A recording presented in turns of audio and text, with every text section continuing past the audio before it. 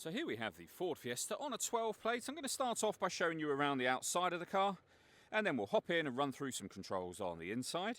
From the outside you can see it's a 5-door car with alloy wheels. I'm going to start off inside the boot area first of all. As we approach the back of the car you can see we have reversing sensors, plenty of boot space as well, along with that 60/40 split folding rear seat should you wish to increase this space even further again. Okay, so we're just going to work our way back around to the front of the car. And then we'll hop in, and as I mentioned, we'll run through some controls from there. Now that we've done a full circle of it though, you can see it's in excellent condition the whole way round. Just briefly before we climb in, I think it's well worth seeing the interior from this exterior point of view. There's plenty to run through on the dashboard, so let's hop in and we'll do that now. Okay, now that we're inside the car, we're going to start with the dials. On the left-hand side, first of all, we have the rev counter. On the right-hand side, we have the speedometer. We have the fuel gauge in the middle at the bottom. And above that, the total miles of this car, which are only 55,407.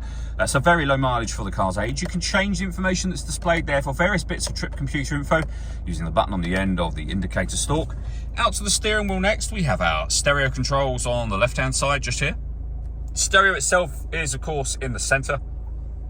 All the buttons you'll need, the main volume for the stereo, and the screen directly above it. So you'll see when it comes firstly to radio, we have FM and AM radio. We have got a CD player. We've also got Bluetooth audio. So you can pair your phone and you can stream your music wirelessly. You can, of course, make and receive phone calls as well. You can also use the auxiliary input. So loads of ways to listen to music, and of course you can pair your phone as I mentioned, and all of that is done with these buttons. Below that we have our deadlock, so you can lock and unlock the car doors from the outside, and then air conditioning, which works fantastically in this car. Fan speed, obviously, direction of the air and the temperature. Air conditioning's on at the minute, so that's off.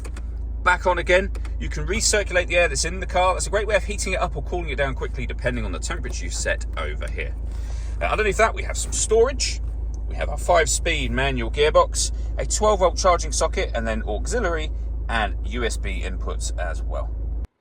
All that leaves me to say is thank you for taking the time to watch this video. If you'd like to come and see the car for yourself and have a test drive, please feel free to give us a call here at Glenbourne's. We'd love to hear from you soon.